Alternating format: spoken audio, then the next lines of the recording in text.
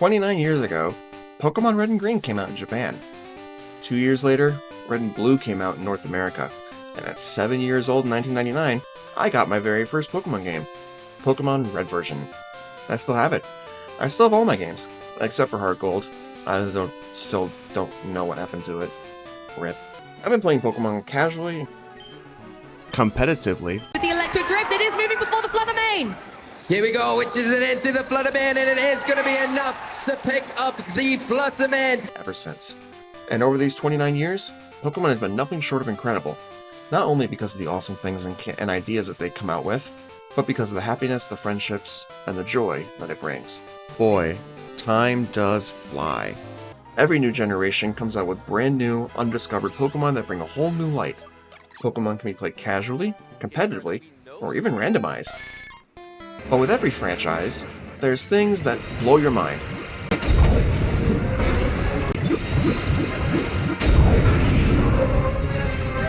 And then there's things that don't always hit a home run. There's things that fans might have wanted to see differently, or there's ideas that haven't come into existence just yet.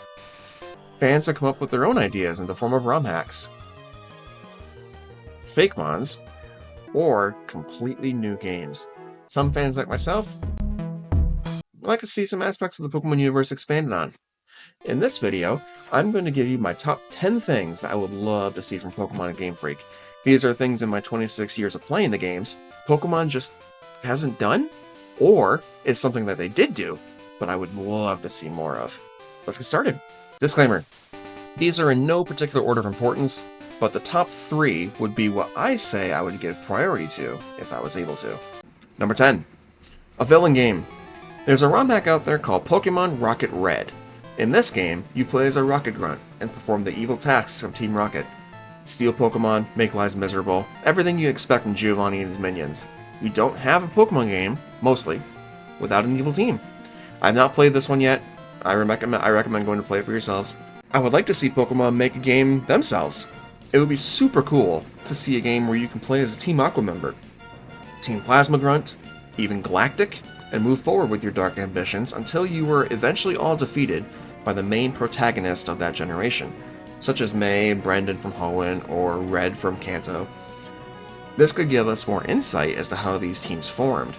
You know, I would love to see more history on Archie and Maxie, Cyrus, Lysander, see how they got their start, you know, how their plans formed, and what happened to them. With all Game Freak's resources, I think this will be a super cool experience. Next, number 9. Sometimes, I feel like evolutions, new forms, are just not in the right direction fans would expect from them. Have you ever wanted a Pokemon to get a new form or evolution, and when it does, it just doesn't hit the mark? Yeah, me too. I was excited to hear that Dunsparce was getting an evolution in Scarlet and Violet. Then I saw it. Not gonna lie, I was a bit disappointed. The Dunsparce, while it is a bigger, bulkier, stronger version of Dunsparce, to me it was a bit lazy in design. They just gave Dunsparce a bigger size with segments. That's it. I'd be willing to bet that if Game Freak asked 100 loyal Pokemon fans what they would see in a Dunsparce evolution, nobody would have given them the current one. Nobody. This is Dunsarif. This is an evolution of Dunsparce in the fan-made game Pokemon Uranium. It's a dragon with wings. This is cool. This is an evolution done right. It makes sense because Dunsparce, while it's a land snake, so it's a serpent. So evolving into a dragon makes sense, right? Here's how I imagined a Dunsparce evolution. Now, maybe not looking exactly like this, but this is the general idea. This is probably what I would give in Game Freak as an idea. It fits the theme of a burrowing snake, because it keeps the drill tail, but it more fits the idea of a snake. It learns Glare, it has the Rattled ability, it just makes sense. And it can keep Ringerace, that's cool. But I don't know, I feel like they should have given Dunsparce an actual snake evolution. That would have been much better. For Farigiraf, this is an example of another evolution done correctly. It's a stronger, a much more evolved version of Girafarig, with an incredible new ability, Armor Tail, and it looks just like a good evolution, well executed. Now listen, I'm not trying to beat down on Game Freak's ideas. They have a lot of good ones. But some of them I just feel are a bit rushed. Not well executed, and the Dunsforce was one of them. I think they could have gotten some other ideas from fans and made that a little better. Well, that's what I would love to see Game Freak Pokemon do. Talk to fans about getting new forms and evolutions. Get more ideas in there. That way, it'll give fans an opportunity to contribute. I would love to be a part of that. Why do you think I made this video? Wink. Next.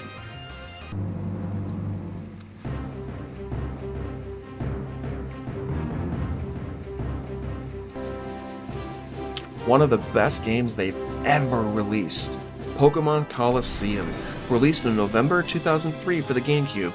This game was a completely new take on Pokemon. It wasn't your typical get your starter, get your badges, beat the league. No, this was save the Pokemon. With your partners Espeon and Umbreon, go around the newly made Ore region and investigate a mysterious phenomenon of shadow Pokemon that attack trainers and civilians. You didn't have any wild Pokemon to catch, but you could steal or snag the shadow Pokemon away from the evil groups and purify them, opening the doors to their hearts. This is where shadow Pokemon first started, and it went into Pokemon Go, as well as into the sequel of the game. Everything about this game was amazing. The battles, the effects, the music, storyline, everything was awesome. And it gave everyone that legendary feeling when you save Shadow Entei, Raikou, and Suicune from the Syndicate leaders. Not to mention, you get to see the best Pokemon ever made at the very end. Let's not forget the sweet sequel either, XD Gale of Darkness. Shadow Lugia was a different level. Could have been Shadow Ho-Oh, but Shadow Lugia was very cool. Great series of games. I would love to see Game Freak remaster these. More Shadow Pokemon to catch, a wider selection, upgraded Cypher Peons, maybe a wider group of them. You can even give Mirror B Quackleval, which makes sense. Even if they just start with porting the game to the Switch or Switch 2, which is coming, by the way, I would love to see them just remaster it. Make it look better, give it more content. That would be so great. More Shadow Pokemon to purify, maybe more of the Aura region to explore. There's so much untapped potential. But mostly, I just want the games remastered onto the Switch. Do it. Please. Next, number 7. Pokemon has some incredible pieces of lore and history. Every single generation of Pokemon has history and events that are not covered in the games. Now, Pokemon has done a great job in the past of expanding on that lore. For example, Mewtwo's creation in the first movie. When Emerald came out, it expanded on the conflicts between Kyogre and Groudon. However, I want more details, I want more lore, more history, more stories. Starting with the incredible clash between Kyogre and Groudon, Pokemon Legends Arceus gave us a new light on the stories of Dialga, Palkia, and Arceus, but it didn't expand on their origins, or their lives since creation. That's what I want to see more of, but Gen 3, give us a Legend-style game where we go back in time to the epic clash of Kyogre and Groudon, watch them battle head-to-head before Rayquaza steps in. Now, if you watched Pokemon Generations, they did that, but in current time, but it was a very short battle. Short, but brilliant. But I want more of that. Give us more. Next, number 6. Everyone loves Unova. Black and White, along with Black and White 2, were favorites for many players, including me. A completely new Pokédex with only new Pokemon, a very evil villain team, and just absolutely awesome characters. Hi, Ed. Before the Pokemon Presents on February 27, 2025, everyone online was praying for Gen 5 news. While we did get some incredible footage from the upcoming Legends ZA, set in other new titles such as Pokemon Champions, not a word about Unova. Not a word. This, I'm sure, was disappointing for many fans. We are overdue for a Gen 5 game, Gen 5 title.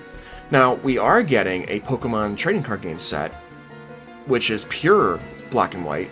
It's not a game, but it's a start. I'm no different though. I would love a Gen 5 title. Fear not, I'm sure something is in the works. Pokemon isn't just gonna drop the whole generation, don't worry. Maybe a Switch 2 release coming up? No idea at this point though. But here's a couple ideas for Gen 5 I think would be awesome. Legends Kyurem. Following the Legends Arceus style, I would love to see a game that takes place in the past in Unova. If you recall from Gen 5 lore, there was once one big dragon type. that split into 3, which became Reshiram, Zekrom, and Kyurem. I would love to see a game centered around that being. I want to see what happens. I want to see what it looks like. I want to see everything. Another idea that I had was Pokemon Dark Black or Bright White. They don't have to be those names. That's just what I thought of. If you want to use it, feel free. You can have it. But a remaster of Black and White, just like they did BDSP. Maybe without the chibi style, but I would love to see Black and White made in the Sword and Shield style. Oh, can you imagine that? That'd be so sweet. Please do it. Please.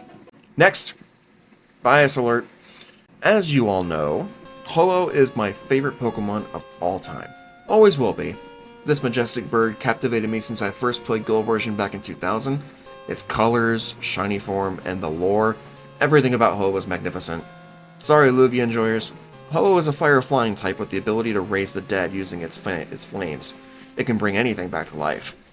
Ho-Oh isn't as competitively viable as I want it to be, although in the recent Regulation I and VGC, it did do well particularly with Poke-Aim's legendary Milwaukee run. Now, from the lore of Ho-Oh, we know that there was a big fire in the city of Ecruteak. Now known as the Burn Tower, this is where Ho-Oh revived 3 Pokemon, and they became Entei, Suicune, and Raikou. It is believed that it was a Flareon, Vaporeon, and Jolteon that perished in the flames. But after the flames died out, Ho-Oh arrived and brought them back to life in their new, more powerful forms.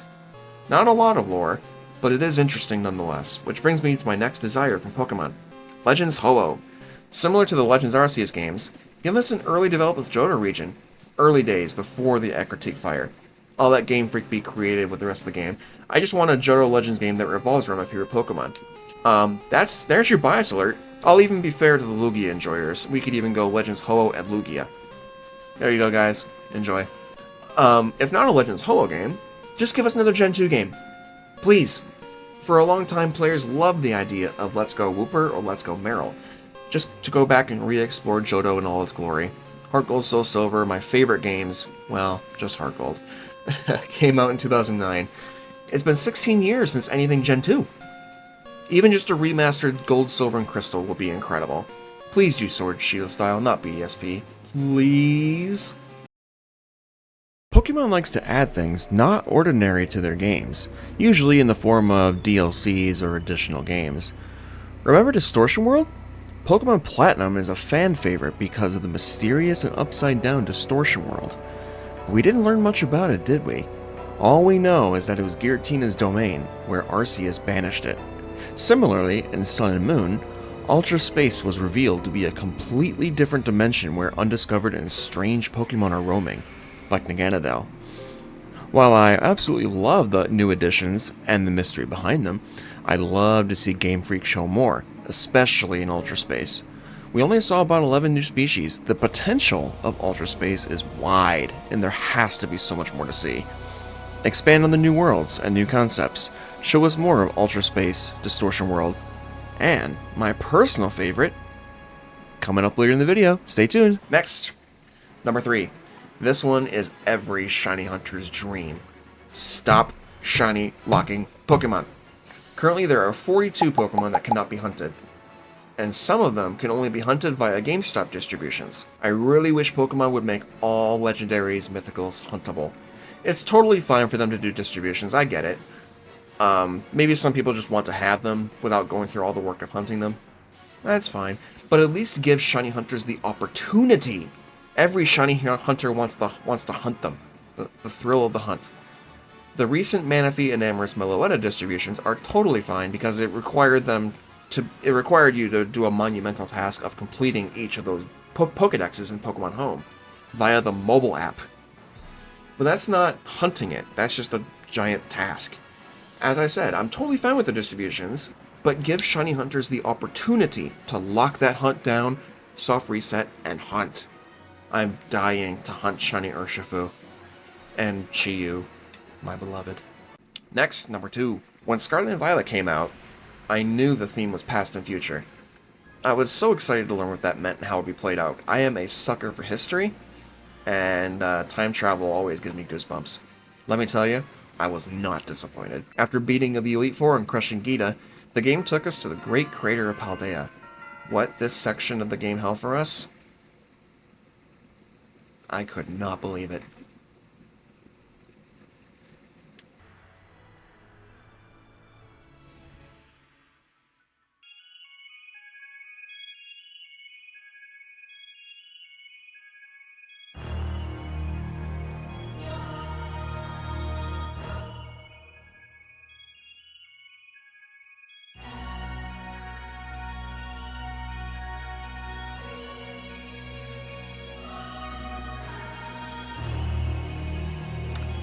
Area Zero by far is my favorite post-game segment of any Pokemon game ever.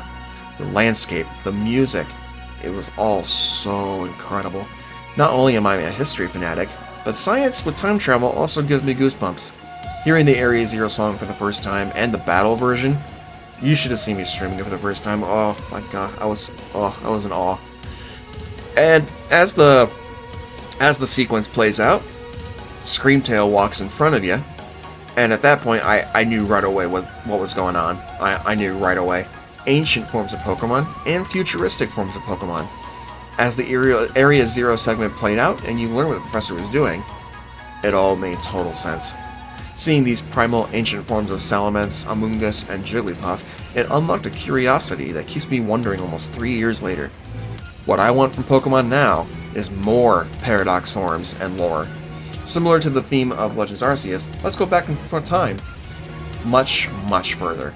I want to see the primal forms of more Pokemon, or futuristic versions of the Pokemon. Like Roaring Moon, I want to see how vicious and primal these Pokemon were.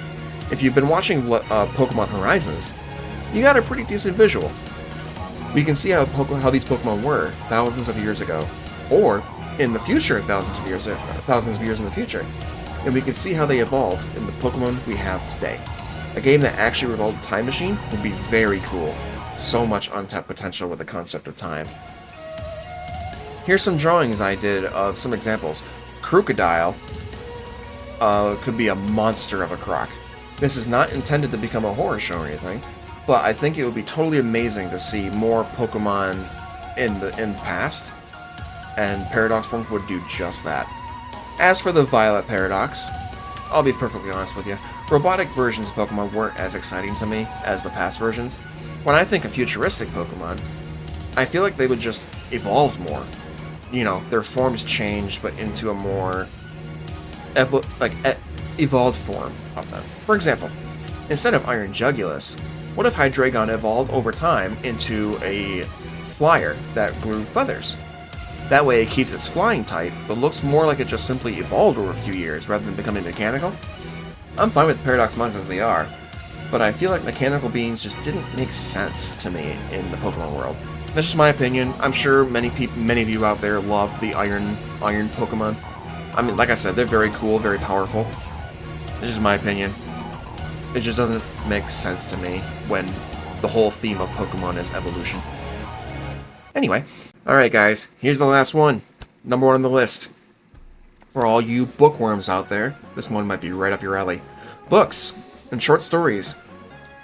I would love to see Pokemon start writing books. Obviously, TV and movies are neat. So is manga. But millions of people around the world love books and reading, including myself. If Pokemon started putting out books or even short stories, I'll bet people will throw their money at it. I considered writing my own at one point. I have some good ideas, let me tell you.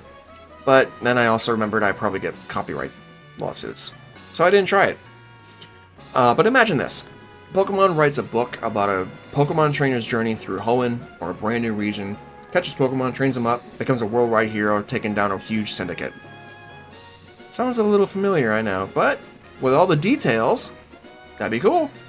I bet these would be good sellers. Pokemon can pump out hardcovers or ebooks. They can even go even further than that and set up a fan club or a writers club or something where fans of the franchise can write their own stories and submit them.